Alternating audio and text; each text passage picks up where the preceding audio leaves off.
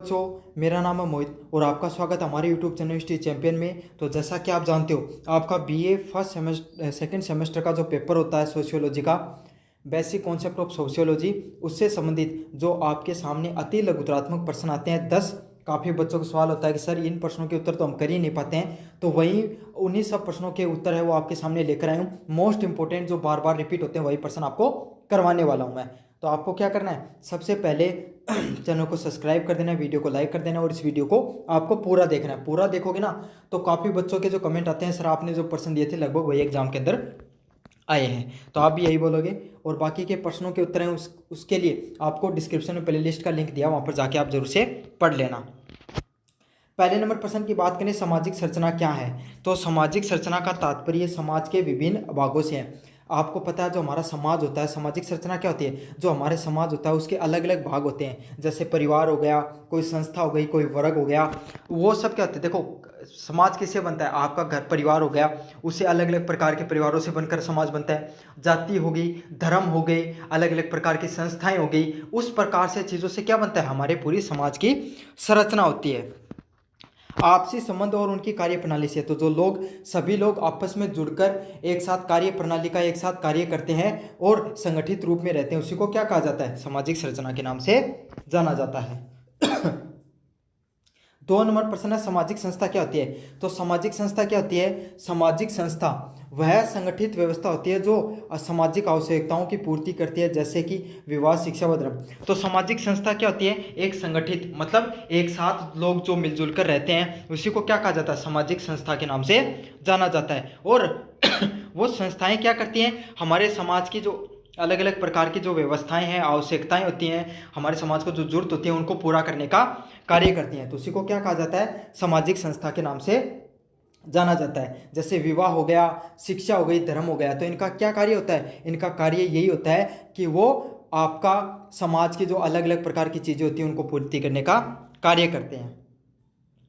सामाजिक प्रणाली, तो सामाजिक प्रणाली क्या होती है, ये एक प्रकार की संगठित प्रणाली व्यवस्था होती है जिसमें व्यक्ति और समूह परस्पर क्रिया करते हैं। तो सामाजिक प्रणाली में क्या होता है, सामाजिक प्रणाली में आपको क्या देखने को मिलता है, एक संगठित व्यवस्था होती है जिसमें सारे व्यक्ति और समूह के लोग हैं वो एक साथ मिलजुल कर रहते हैं और आपस में क्रिया करते हैं, कोई कार्य कर रहे होते हैं और समाज में संतुलन बनाकर रखते हैं। तो आपको पता हमारे समाज में अलग अलग धर्म के अलग अलग परिवार रहते हैं, सभी लोग क्या रहते हैं, एक दूसरे के साथ क्या करते रहते हैं, मिलजुल कर रहते हैं। आपको भाई कोई जरूरत पड़ गया, आपके पड़ोसी को जरूरत पड़ गई तो आपने उनका साथ दे दिया, आपको कोई जरूरत पड़ गई तो उन्होंने साथ दे दिया। तो इस प्रकार से जो कार्य चलता रहता है, पूरा समाज है आपसी सहयोग से चलता रहता है, उसी को सामाजिक प्रणाली के नाम से जाना जाता है।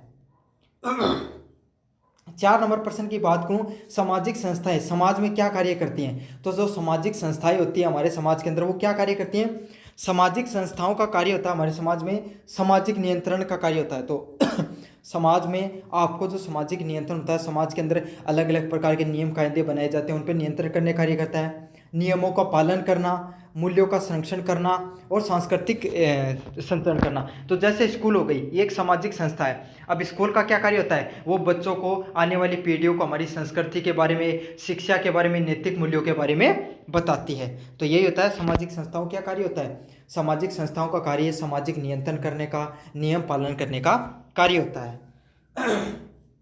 5 नंबर प्रश्न की बात करें, औपचारिक और अनौपचारिक संस्था में क्या अंतर होता है। तो जो हमारे जो समाज होता है उसमें औपचारिक और अनौपचारिक 2 प्रकार की संस्थाएं पाई जाती हैं, उनमें क्या अंतर होता है। तो औपचारिक संस्थाएं क्या होती हैं, नियमबद्ध तरीके से कार्य करती हैं, भाई एक दूसरे के नियमों में बंधी रहती हैं और स्पष्ट होती हैं एकदम। तो जो औपचारिक संस्थाएं हो गई, जैसे कि स्कूल हो गया, कॉलेज हो गया, विद्यालय हो गया, ये सब क्या औपचारिक संस्थाएं और एक दूसरे से बंधी रहती हैं। अनौपचारिक संस्थाएं व्यक्तिगत संबंधों पर आधारित होती हैं, जैसे कि परिवार। तो औपचारिक संस्थाएं में क्या हो गई, नियम कायदों पे चलती हैं। जैसे सरकारी संस्था हो गई, तो उसमें कोई बड़ा अधिकारी हो गया, वो छोटे अधिकारी का अलग नियम होता है, बड़े अधिकारी का अपना कार्य होता है, सब एक दूसरे के कार्य से जुड़े रहते हैं और वो वही कार्य करते हैं। समझ में आ गया आपको, नियमबद्ध तरीके से कार्य करते हैं। लेकिन अनौपचारिक संस्थाएं होती हैं वो कैसे कार्य करती हैं, वो पारस्परिक संबंधों से कार्य करते हैं, उनमें कोई फिक्स नियम नहीं होते हैं, जैसे कि परिवार। सामाजिक संरचना व्यक्ति के जीवन को कैसे प्रभावित करती है? तो सामाजिक संरचना ये निर्धारित करती है कि व्यक्ति कौन कौन सी भूमिका निभानी है और उसे समाज में क्या दर्जा प्राप्त करना है। तो सामाजिक संरचना का क्या कार्य होता है कि ये व्यक्ति में ये निर्धारित करती है कि व्यक्ति को कौन कौन सा आपको भूमिका निभानी है। तो आपको क्या क्या भूमिकाएं हैं आपके जीवन में वो आपको निभानी है और समाज में आपको क्या दर्जा प्राप्त है। समझ में आ गया आपको? सामाजिक समूह किसे कहते हैं? तो सामाजिक समूह किसे कहते हैं? दो से अधिक व्यक्तियों का ऐसा संगठन जो सामान्य उद्देश्य के लिए परस्पर क्रिया करे। तो सामाजिक समूह क्या होता है? जब दो से अधिक का संगठन जो आपस में मिलकर कार्य करे, परस्पर क्रिया करे, उसी को क्या कहा जाता है? सामाजिक समूह कहा जाता है। तो आपको समझ में आ गया, जैसे कोई अलग अलग धर्म के ग्रुप बना लिए लोगों ने और वो आपस में मिलकर कार्य कर रहे हैं, उसी को क्या कहा जाता है? सामाजिक समूह के नाम से जाना जाता है। प्राथमिक और द्वितीय समूह में अंतर स्पष्ट करिए। तो प्राथमिक समूह कौन से होते हैं? प्राथमिक समूह आप सबसे पहले भाई इंसान जन्म लेता है तो अपने घर में रहता है, तो प्राथमिक समूह में कौन से आते हैं? प्राथमिक समूह में आपके घर हो गया, परिवार हो गया, वो सब किस में आते हैं? आपके प्राथमिक समूह में आते हैं। द्वितीयक समूह में औपचारिक व लक्ष्य से संबंधित संबंध होते हैं। जैसे औपचारिक संबंध कौन से होते हैं? जो कार्यालय हो गए, घर आपका, जहाँ पे क्या सिर्फ आप अपने पैसे कमाने के लिए या आपके मतलब के रिश्ते होते हैं, वहाँ पर वो क्या होता है? द्वितीयक समूह होता है। जैसे कि कार्यालय हो गया, जहाँ पर आप नौकरी वगैरह करते हो वहाँ पर। अगले वाला क्या? समाज शास्त्र में स्थिति स्टेटस क्या होती है? तो समाज में व्यक्ति को जो स्थान व दर्जा प्राप्त होता है उसे स्थिति कहा जाता है। तो समाज में जो इंसान को जो जैसी स्थिति और स्थान व दर्जा प्राप्त होता है उसी को क्या कहा जाता है? उसी को स्टेटस कहा जाता है। जैसे कोई पैसे वाला व्यक्ति है तो उसको भाई अलग स्टेटस मिलेगा, उसको एक अलग रुतबा रहता है उसका, जिसके पास राजनीतिक पावर उसको अलग दर्जा रहता है। गरीब है तो उसको अलग तरीके से, जो अच्छा कार्य करता है, अच्छा बोलने में अच्छा, उसका अलग दर्जा है। तो आपको जैसी स्थिति होती है उसी हिसाब से आपको दर्जा मिलता है। ये जन्म व कर्म से भी मिल सकता है। तो काफ़ी लोगों को क्या भाई जन्म से दर्जा मिलता है, भाई जन्म से अच्छे परिवार में पैदा हो गए तो उसको वैसे ही मिल गया दर्जा, और काफ़ी लोग मेहनत करके जीवन में आगे बढ़ते हैं तो वो वैसे दर्जा कमाते हैं। तो समाज में क्या होता है? आप जो व्यक्ति का जैसा स्थान होता है वैसा उसको दर्जा मिलता है, उसी को समाज में स्थिति के नाम से जाना जाता है। अर्जित स्थिति और जन्मजात स्थिति में अंतर करें। तो अर्जित स्थिति कर्म और योग्यता से मिलती है। तो अर्जित जो आप जो स्थिति प्राप्त करते हो वो आपको कर्म से मिलती है। अर्जित स्थिति कौन सी होती है? भाई आपने कमाई है, मेहनत करके कमाई है वो स्थिति, वो आपको ओहदा मिला है। जैसे विराट कोहली है तो विराट कोहली जब क्रिकेट खेलता है तो उसका भाई अलग हो रहा है, समझ में आ गया? तो उसने कैसे कमाई है? अर्जित करके, कर्म करके वो अपना दर्जा उत्पन्न बनाया है उस क्रिकेट में, उस खेल में। और योग्यता से मिलती है। जैसे डॉक्टर बनना, समझ में आ गया आपको? डॉक्टर बनना, टीचर बनना, ये सब किस में आएगी? अर्जित स्थिति से आएंगे। जन्मजात स्थिति की बात करूं, जो आपको जन्म से पैदा होती है, जैसे आपकी जाति हो गई, आपका धर्म हो गया, ये सब क्या होती है? आपकी जन्मजात स्थिति से आते हैं। अगले वाले प्रश्न की बात करूं, सामाजिक भूमिका का क्या रोल होता है? तो सामाजिक भूमिका क्या रोल होता है? किसी सामाजिक स्थिति के अनुसार व्यक्ति से जो व्यवहार उपेक्षित होता है उसी से सामाजिक भूमिका तय होती है। तो समाज जैसा इंसान का जो सामाजिक रोल होता है, जो उसकी सामाजिक स्थिति होती है, उसी हिसाब से जो इंसान व्यवहार करता है उसी से क्या होता है? उसकी भूमिका तय होती है, उसका रोल तय होता है। जैसे कोई टीचर है तो उसकी वही वो स्थिति है तो उसका काम क्या होगा? लोगों के पेशेंट वगैरह का देखने का। कोई शिक्षक है तो उसका कार्य बच्चों को पढ़ाने का होगा। तो जैसा उसकी स्थिति है, जैसा उसके कर्म है, उसी हिसाब से इंसान का भूमिका तय कर दी जाती है समाज में।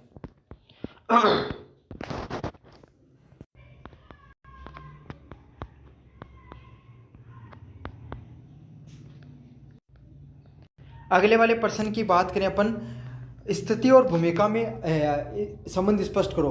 तो स्थिति समाज में स्थान बनाती है जबकि भूमिका उस स्थिति से संबंधित उपेक्षित कार्य को दर्शाती है। तो स्थिति क्या होती है? स्थिति जो आपका समाज में जो स्थान है उसको बताती है। और भूमिका क्या होती है? भूमिका होती है कि आपको जैसा आप कार्य करते हो उसी हिसाब से आपकी स्थिति को दर्शाती है, और दोनों आपस में जुड़ी होती हैं। तो स्थिति जैसे आपके पास जैसा आपका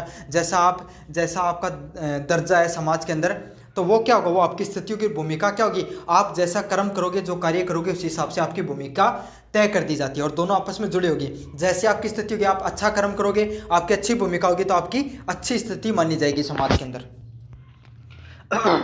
अगले वाला पॉइंट है, संस्कृति से आप क्या समझते हो? तो संस्कृति से आप क्या समझते हो?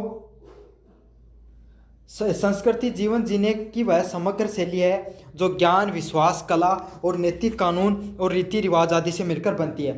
तो संस्कृति क्या होती है? संस्कृति जीवन जीने की एक प्रकार की शैली है। समझ में आ गया? जो आपको ज्ञान से प्राप्त होती है, विश्वास, कला और नैतिकता से प्राप्त होती है। तो संस्कृति से आप क्या समझते हैं? संस्कृति क्या होती है? जो आपको ज्ञान प्राप्त करने की, विश्वास की और कला व नैतिकता से संबंधित होती है संस्कृति। तो भाई जैसा कि आपका जो खान पान है, जो आपकी शिक्षा है, जो आपकी भाषा है, जो आपकी बोली है, जैसा आप कपड़े पहनते हो, तो ये सब चीज़ें आपकी क्या आती है? संस्कृति में आती हैं। अब आपकी जैसी भाषा और बोली है, क्या वो पंजाब की है? क्या वो हरियाणा की है वैसी? क्या वो उत्तर प्रदेश की ऐसी बोली है? नहीं होगी। आप जैसा खान पान खाते हो सकता है अपने देश में लगभग वैसे खाते हो, लेकिन थोड़ा बहुत अंतर हर जगह मिलेगा। परिधान है हर जगह का अलग। पंजाब के लोग अलग तरीके के परिधान पहनते हैं, अपने यहाँ पर अलग तरीके से पहनते हैं। समझ में आ गया? अपना ट्रेडिशनल परिधान की बात कर रहा हूँ, जो पारंपरिक अपना परिधान है। तो ये सब चीज़ें क्या कहलाती हैं? ये सब चीज़ें संस्कृति के अंतर्गत आती हैं। 14 नंबर प्रश्न, मानदंड क्या होते हैं? मापदंड क्या होते हैं? समाज के द्वारा स्वीकृत हुए नियम जिसके अनुसार व्यक्ति का आचरण करना चाहिए उसे मानदंड कहा जाता है। तो समाज के अंदर जो नियम व कायदे बनाए जाते हैं जिसके अनुसार कोई भी व्यक्ति को अपने जीवन में कार्य करना चाहिए, जिस हिसाब से इंसान को जीवन जीना चाहिए, उसी को मापदंड के नाम से जाता है। कि भाई जिस स्टैंडर्ड पे इंसान को जीवन जीना चाहिए उसी को मापदंड के नाम से जाना जाता है। अगला है, मूल्य और मापदंड में क्या अंतर होता है? तो मूल्य क्या थे? समाज के आदर्श। तो समाज में जो जैसे कि नैतिकता से रहना चाहिए समझ में आ गया आपको? और मतलब परफेक्शन वाले कार्य, सत्य बोलना चाहिए, झूठ नहीं बोलना चाहिए, ईर्ष्या नहीं करनी चाहिए, ये सब क्या मूल्य होते हैं? समाज के आदर्श मूल्य। मानदंड क्या होंगे? आपको मूल्यों को व्यवहार में लाना। तो मापदंड तो सबको पता है, नैतिकता सबको पता है कि भ्रष्टाचार नहीं करना चाहिए सरकारी नौकरी लगने के बाद में, लेकिन कितने लोग इस पर अडिग रहते हैं? काफ़ी लोग नहीं रह पाते हैं। तो उन मूल्यों को अपने जीवन में उतार लेना ही मानदंडों में आता है। तो समझ में आ गया? मूल्य क्या होता है? नैतिकता से संबंधित होता है, और मानदंड क्या होता है? जो उन सब जो नैतिकता से या मूल्यों को अपने जीवन में उतार लेना मानदंडों के अंतर्गत आता है। अगले वाला प्रश्न है, 2 सांस्कृतिक मूल्यों का उदाहरण लिखिए। तो 2 सांस्कृतिक मूल्य कौन से हैं? सत्य बोलना, बड़ों का सम्मान करना, ये दोनों समाज के सांस्कृतिक मूल्य माने जाते हैं। तो क्या क्या होंगे? सत्य बोलना, हमेशा आपको बड़ों का आचरण करना है, ये दोनों सांस्कृतिक के क्या मूल्य होंगे? तो ये क्या होंगे? ये सब चीज़ें क्या होंगी? ये होती हैं समाज के अंदर वैल्यू हो गई भाई, या आदर्श तरीके की चीज़ें होती हैं भाई, ये सब आपको अपने जीवन में उतारनी चाहिए। लेकिन जो व्यक्ति इनको उतार लेता है वो मापदंडों पे खरा उतरता है, और जो नहीं उतार पाता वो मापदंडों पे खरा नहीं उतर पाता है। अगले वाले प्रश्नों की बात करूं, समाजीकरण क्या है? तो समाजीकरण है वह प्रक्रिया है जिसके माध्यम से व्यक्ति सामाजिक जीवन, भाषा, मूल्य व व्यवहार सीखता है। समाजीकरण सोशलाइजेशन के है। क्या होता है कि जिसके माध्यम से इंसान क्या अपना सामाजिक जीवन में रहने सहने का तरीका, भाषा हो गई, कैसी भाषा उसको बोलनी चाहिए, कैसे मूल्यवान जीवन जीना चाहिए, ये सब चीज़ें वो सीखता है। तो व्यक्ति के जीवन जीने का जो तरीका होता है, भाषा बोलने का, मूल्यों को अपनाने का, ये सब चीज़ें जो इंसान सीखता है उसी को क्या कहा जाता है? समाजीकरण के नाम से जाना जाता है। अगला वाला प्रश्न है, समाजीकरण की 2 प्रमुख एजेंसियां कौन सी है? तो समाजीकरण की 2 प्रमुख एजेंसियां कौन सी होती हैं? परिवार और विद्यालय समाजीकरण की प्रमुख एजेंसियां होती हैं। तो कौन सी होती हैं? परिवार और विद्यालय हैं। ये सबसे महत्वपूर्ण है। क्यों है सबसे महत्वपूर्ण? पहली बात, ये एजेंसी भी कौन सी है? प्राथमिक एजेंसियों में आती हैं। महत्वपूर्ण क्यों होती है? परिवार आपकी प्रथम सीढ़ी होती है जहाँ पर आप जीवन के मूल्य सीखते हो, कैसे आपको समाज में रहना है, कैसी वेशभूषा पहननी है, कैसी भाषा का प्रयोग करना है, ये सब कहाँ से सीखते हो? अपने परिवार से सीखते हो। फिर उसके बाद में परिवार से बाहर निकलकर आप समाज के बारे में, सामाजिकता के बारे में कहाँ से ज्ञान लेते हो? स्कूल में लेते हो, विद्यालय में लेते हो, जहाँ पर आप अन्य चीज़ों का ज्ञान प्राप्त करते हो। तो इसी को क्या कहा जाता है? विद्यालय और जो परिवार है वो सामाजिकरण की प्रमुख एजेंसियां होती हैं। 19 नंबर प्रश्न की बात करूं मैं, पूर्वानुमानात्मक समाजीकरण, एंटीसिपेटरी सोशलाइजेशन क्या होता है? तो एंटीसिपेटरी सोशलाइजेशन क्या होता है? यह वह प्रक्रिया होती है जिससे व्यक्ति भविष्य की भूमिका के लिए अभी से व्यवहार सीखता है। तो एंटीसिपेटरी एंड सोशलाइजेशन वो वह प्रक्रिया होती है जिसमें व्यक्ति भविष्य में उसको क्या भूमिका निभानी है, कैसा व्यवहार करना है समाज में, वो सब चीज़ें कहाँ पर सीखता है? वो समाज से ही सीखता है। पहले ही उसको बता दिया जाता है कि भविष्य में, जैसे कि आपको पता है, आपको बचपन में सिखा दिया जाता है कि आपको झूठ नहीं बोलना है, सत्य बोलना है, आप जो नौकरी करने जाओ उसको अपने कर्मों को अच्छे से करना है। तो इन सब चीज़ों को क्या कहा जाता है? एंटीसिपेटरी सोशलाइजेशन, पूर्वानुमानित सामाजिकरण के नाम से जाना जाता है। अगले वाले प्रश्न की बात करूं, प्रेक्षपण इंडोसिट्रेशन क्या होती है? तो इंडोसिट्रेशन क्या होती है? यह एक ऐसी प्रक्रिया है जिससे व्यक्ति को एक विशेष विचारधारा या मत को बिना तर्क के मानने के लिए सिखाया जाता है। मतलब ये एक ऐसी प्रक्रिया होती है जिसमें जैसे कि आपको घर में सिखाया जाता है कि अपने माता पिता की बात आपको बिना कुछ सोचे समझे मान लेनी है। समझ में आ गया? तो ये किसके अंतर्गत आएगी? ये आएगी प्रेक्षपण के अंदर, इंडोसिट्रेशन के अंदर। ऐसी बातें समाज की जो आपको बिना सोचे समझे आपको क्या है, मान लेनी होती हैं। समझ में आ गया? उसी को क्या कहा जाता है? प्रेक्षपण के नाम से जाना जाता है। मींड का समाजीकरण सिद्धांत क्या है? तो मींड के अनुसार आई और मी के मध्य समाजीकरण कार्य करता है, जो समानीकरण अन्य से सीखता है। अगले वाला, समाजीकरण सतहीकरण क्या होता है? समाज में व्यक्तियों का समूह की असमान श्रेणी व्यवस्था को समाजीकरण तो सामाजिकरण स्तरीकरण क्या होता है? इसमें समाज के व्यक्ति या जो समूह होते हैं, इसमें आपको असमानता देखने को मिलती है। असमान श्रेणीबद्ध तरीके से सारा का सारा समाज है वो बटा होता है, उसी को क्या कहा जाता है? समाज स्तरीकरण के नाम से जाना जाता है। जैसे कोई अमीर है, कोई गरीब है, कोई आपके पास जिसके पास जीवन में बहुत मतलब राजनीतिक रूप से मजबूत है, कोई राजनीतिक रूप से कमज़ोर है, तो ये सब चीज़ें आती हैं किसमें आती हैं? राजनीतिक सतहीकरण में आती हैं। जो समाज के अंदर अलग अलग प्रकार की आपकी श्रेणियां देखने को मिलती हैं, असमानता देखने को मिलती है। अगले वाला पॉइंट है, सामाजिक संतीकरण के 4 रूप कौन से होते हैं? जाति, वर्ग, लिंग और नस्ल। तो कोई भी वर्ग, कोई भी समाज हो किस किस आधार पे बटा रहता है? जाति के आधार पे। सबसे पहला उसका आधार क्या होता है? जाति के आधार पे। वर्ग का आधार, वर्ग का आधार क्या होता है?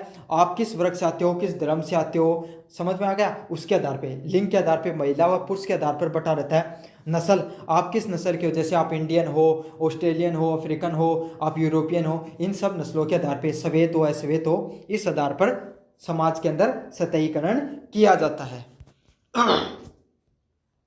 अगले वाला है, जाति और वर्ग में क्या अंतर होता है? तो जाति जन्म पर आधारित होती है और परिवर्तनशील नहीं होती है, और वर्ग योग्यता और धर्म के आधार पर होता है। तो जाति किस पे आधारित होती है? तो जाति आपको पता है वंशानुगत होती है। आपको जिस कुल में, समाज में या जिस जाति में आपने जन्म ले लिया, आप उसी के हो जाते हो। जबकि वर्ग क्या होता है? वर्ग आपको कुलीन वर्ग में हो, आप मध्यम वर्गीय हो, आप निम्न वर्गीय हो, तो आप वर्ग कैसे बनता है? आपकी योग्यता, आपके कर्म और धन के आधार पर बनता है। समझो, आपके पास अधिक पैसा तो आप कुलीन वर्ग में, पैसे वालों में चले जाओगे। आपके पास निम्न स्तर का पैसा तो मध्यम वर्ग में रह जाओगे। आपके पास बिल्कुल नहीं है तो आप निम्न वर्ग में आ जाओगे। अगले वाला, खुली और बंद प्रणाली में अंतर बताइए। तो खुली प्रणाली में सामाजिक गतिशीलता संभव हो पाती है। तो खुली प्रणाली में क्या होता है कि जो समाज की जो गतिशीलता होती है, वो समाज के अंदर जो अलग अलग प्रकार की प्रक्रिया है उनको आप कर सकते हो। जबकि जो बंद प्रणाली होती है उसमें व्यक्ति की स्थिति तय होती है। तो खुली प्रणाली में समाज के अंदर क्या होता है? जो परिवर्तन हो रहे हैं उनको स्वीकार कर लिया जाता है, और बंद प्रणाली में व्यक्ति किस तरीके से जीवन जीता है इसके बारे में बताया जाता है। कार्ल मार्क्स का सतहीकरण का सिद्धांत संक्षेप में बताइए। तो मार्क्स के अनुसार समाज 2 वर्ग में बटा होता है, पूंजीपति और श्रमिक। तो कार्ल मार्क्स ने क्या बताया कि समाज है वो 2 वर्गों में बटा हुआ दिखाई देता है। एक तो जो पूंजीवादी लोग होते हैं वो, और दूसरे होते हैं जो श्रमिक लोग होते हैं वो वाले लोग। तो दोनों के दोनों प्रकार के जो लोग होते हैं, पूंजीवादी पैसे वाले लोग होते हैं, वो क्या करते हैं? श्रमिक वर्ग का शोषण करते हैं। समझ में आ गया? और श्रमिक वर्ग क्या होते हैं? वो, उनके पास मजबूरी होती है, वो सहते रहते हैं। और कार्ल मार्क्स ने कहा अगर सारा श्रमिक वर्ग एक जगह इकट्ठा होकर अगर विरोध करने पर आ जाए तो समाज में एक बहुत बड़ी क्रांति आ सकती है। अगले वाले प्रश्न की बात करूं, सामाजिक परिवर्तन क्या है? तो समय समय पर जो समाज की संस्थाएं हो गई, संरचनाएं हो गई, उसमें मूल्य में होने वाले परिवर्तनों को क्या कहा जाता है? सामाजिक परिवर्तन के नाम से जाना जाता है। तो समय समय के साथ जो समाज में आपको परिवर्तन देखने को मिलते हैं, संस्थाएं, समाज और संरचना और मूल्यों में जो बदलाव आपको समय के साथ देखने को मिलता है, उसी को क्या कहा जाता है? सामाजिक परिवर्तन के नाम से जाना जाता है। अगले वाला के जैसे कि पहले के समय भैया आपको पता है परिवार बड़े हुआ करते थे, एक जगह रहने में ज़्यादा विश्वास रखते थे। आज के समय में क्या देखने को मिलता है, आज के समय परिवार छोटे होने लगे हैं, अलग अलग रहने में विश्वास रखते हैं। तो यही क्या सामाजिक परिवर्तन वक्त के साथ होते चले जाते हैं। पहले शिक्षा का इतना महत्व नहीं था जितना आज के समय है। अगले वाला प्रश्न है सामाजिक परिवर्तन के दो रूप क्या होते हैं। तो सामाजिक परिवर्तन के दो रूप क्या होते हैं। पहले योजनाबद्ध परिवर्तन, तो सरकार द्वारा किया जाता है। योजनाबद्ध परिवर्तन मतलब जो सरकार है वो अपने हिसाब से धीरे धीरे परिवर्तन करती रहती है समाज के अंदर। गरीब वर्ग है उसको अलग अलग प्रकार की योजनाओं के द्वारा उसको क्या ऊपर उठाने का कार्य किया जाता है। अमीर वर्ग पे टैक्स लगाकर उसके जो असमानता है समाज के अंदर उसको कम करने का प्रयास किया जाता है। स्वतः स्फूर्त परिवर्तन, तो धीरे धीरे जो समाज में परिवर्तन देखने को मिलते हैं उसे स्वतः स्फूर्तन परिवर्तन कहा जाता है। जैसे नारी सशक्तिकरण है, उसको कितना समय लंबा समय लगा। जातिगत भेदभाव को हटाने में अभी तक भी चल रही है लेकिन धीरे धीरे कम होती जा रही है। तो ये क्या होते हैं, स्वतः स्फूर्तन परिवर्तन धीरे धीरे समाज में होते रहते हैं। अगले वाला प्रश्न है सामाजिक परिवर्तन का चक्रीय सिद्धांत क्या होता है। इस सिद्धांत के अनुसार समाज निरंतर चक्रों में बढ़ता रहता है, जैसे उत्थान पतन पुनः उत्थान। मतलब समाज में क्या होता है, समाज है उसके अंदर एक समय आता है जब समाज बहुत ऊपर जाता है। जब समाज ऊपर जाता है तब क्या होता है, एक कोटेशन है इंग्लिश की कि difficult time produce brave man produce weak time produce weak man. गलत बता दी मैंने थोड़ी सी, फिर से बताता हूँ आपको कि डेफिनेशन क्या होती है कि difficult time produce brave man produce the great time produce weak man produce difficult time. मतलब समाज में एक ऐसा दौर आता है जब क्या होता है, बहुत मुश्किल समय चल रहा होता है। तो उस समय कैसे समाज में लोग पैदा होते हैं जो बहुत मजबूत संघर्षशील और समाज को आगे बढ़ाने का कार्य करते हैं। फिर क्या होता है, अच्छा समय आ जाता है। समझ में आ गया। जब अच्छा समय आता है तो अच्छा समय में आपको हर सुख सुविधाएं मिल रही है, इंसान को इतनी ज़्यादा मेहनत करने की जरूरत नहीं पड़ती है। तब कैसे समाज में लोग पैदा होते हैं, कमज़ोर मानसिकता के लोग हैं, कम संघर्षशील व्यक्ति पैदा होते हैं और वो फिर से समाज में कैसा समय लेकर आते हैं, कमज़ोर समय लेकर आते हैं, मुश्किल समय लेकर आते हैं। तो आपने भी देखा होगा समाज में एक पीढ़ी ऐसी आती है जो खूब मेहनत करती है और खूब मेहनत करके पैसे कमाकर अपने घर परिवार को बहुत ऊंचे स्तर पर लेके जाती है। फिर उनके बेटे पैदा होते हैं, वो ऐसे होते हैं ना तो कुछ ज़्यादा मेहनत करते हैं, कार्य करते हैं, बस जो बाप ने कमाया उसी के पैसा खर्च कर देते हैं सारे के सारे। फिर क्या होते हैं, उनके बेटे फिर पैदा होते हैं, फिर वो और संघर्ष कर ऊपर लेकर जाते हैं। तो यही है सामाजिक परिवर्तन है, वो एक चक्रीय सिद्धांत में कार्य करता है। पहले कभी उत्थान होगा, कभी उसका पतन होगा, फिर से पुनः उत्थान होगा, फिर से पतन होगा। सामाजिक गतिशीलता क्या होती है। व्यक्ति या समूह एक सामाजिक स्थिति से दूसरी स्थिति में जाना सामाजिक गतिशीलता कहलाती है। तो कोई भी एक व्यक्ति या समूह का एक स्थिति से दूसरी स्थिति में जाना सामाजिक गतिशीलता कहलाती है। जैसे गरीब वर्ग का व्यक्ति था, निम्न वर्ग का, उसने खूब संघर्ष किया, फिर वो मध्यम वर्ग में गया और मध्यम वर्ग से कुलीन वर्ग में चला गया। तो ये क्या कहलाया, यह सामाजिक गतिशीलता का उदाहरण है। जब वो अपनी एक स्थिति से समाज की दूसरी स्थिति में कोई व्यक्ति पहुंच जाता है उसको सामाजिक गतिशीलता के नाम से जाना जाता है। अगले वाला प्रश्न है ऊर्ध्वगामी और क्षैतिज गतिशीलता में अंतर बताइए। तो ऊर्ध्वगामी और क्षैतिज गतिशीलता में क्या अंतर होता है। ऊर्ध्वगामी गतिशीलता में व्यक्ति ऊपर उठता है, जैसे चपरासी अच्छे अधिकारी। समझ में आ गया। ऊर्ध्वगामी में क्या होगा, जब व्यक्ति है अपने निचले स्तर से अपने ऊंचे स्तर तक पहुंचेगा तो उसको ऊर्ध्वगामी गतिशीलता कहा जाता है। और क्षैतिज गतिशीलता में क्या होगा, एक व्यक्ति जिस स्तर पे उसी स्तर पे बना रहेगा उसी को क्षैतिज गतिशीलता के नाम से जाना जाता है। अगले वाला पॉइंट है सामाजिक नियंत्रण क्या होता है। तो सामाजिक नियंत्रण क्या होता है, सामाजिक नियंत्रण वो विधिया होती है जिससे समाज के व्यवहार को नियंत्रण किया जाता है। तो समाज के व्यवहार के लोगों को जो नियंत्रण करने का कार्य होता है उसी को क्या कहा जाता है, सामाजिक नियंत्रण के नाम से जाना जाता है। अब छोटे वाले प्रश्न बताऊंगा मैं आपको। पहला प्रश्न है सामाजिक संरचना क्या होती है। तो जो आपस में व्यवस्थित रूप से लोग जुड़े रहते हैं उसी को सामाजिक संरचना के नाम से जाना जाता है। सामाजिक संस्था का एक उदाहरण दीजिए। तो सामाजिक संस्था का क्या उदाहरण है, विवाह एक सामाजिक संस्था का उदाहरण होता है। तो आपको ऐसा ही प्रश्न देखने को मिलेगा, सामाजिक संस्था के दो उदाहरण दीजिए, एक उदाहरण दीजिए। तो परिवार हो गया, शिक्षा हो गई, राजनीति हो गई, ये सब क्या है, सामाजिक संस्था के उदाहरण होते हैं। अगले वाला प्रश्न है सामाजिक प्रणाली का अर्थ बताइए। तो सामाजिक प्रणाली का आपको अर्थ बताना है। सामाजिक प्रणाली क्या होती है, एक संगठित व्यवस्था होती है जिसमें व्यक्ति और संस्थाएं मिलकर सामाजिक कार्य करते हैं। तो सामाजिक प्रणाली क्या होती है? जहाँ पर समाज में सारे लोग मिलजुल कर एक व्यवस्थित व संगठित तरीके से रहते हैं, जिससे व्यक्ति और संस्थाएं मिलकर एक सामाजिक कार्य करते हैं। जिससे क्या होता है, जो लोग हो गए, व्यक्ति हो गए और संस्थाएं हो गई, वे सभी लोग एक साथ मिलकर कार्य करते हैं, एक साथ मिलजुल कर रहते हैं। उसी को सामाजिक प्रणाली के नाम से जाना जाता है। सामाजिक समूह किसे कहते हैं? एक से अधिक व्यक्तियों का संगठन जो सामान्य उद्देश्य से जुड़ा होता है। तो समाज के अंदर एक से अधिक व्यक्ति है जो आपस में कोई भी एक समान उद्देश्य, जिनका एक ही लक्ष्य है जीवन में, उसी उद्देश्य से जुड़े रहते हैं, उसी को क्या कहा जाता है? सामाजिक समूह के नाम से जाना जाता है। तो सामाजिक समूह क्या होता है? एक से अधिक व्यक्तियों का संगठन जो कोई विशेष उद्देश्य से जुड़ा रहता है, उसी को सामाजिक संगठन के नाम से जाना जाता है। अगले वाला है प्राथमिक समूह का एक उदाहरण दीजिए। तो प्राथमिक समूह का एक उदाहरण है परिवार। प्राथमिक समूह, परिवार है वो प्राथमिक समूह का उदाहरण है, और शिक्षा या स्कूल है वो द्वितीय समूह का आपका उदाहरण होता है। स्थिति और भूमिका में क्या अंतर होता है? तो स्थिति क्या होती है? स्थिति समाज में स्थान को दर्शाती है। तो कोई भी व्यक्ति का समाज में कैसा स्थान है वो उसकी क्या दिखाती है? वो उसकी स्थिति के बारे में बताती है। और भूमिका क्या होती है?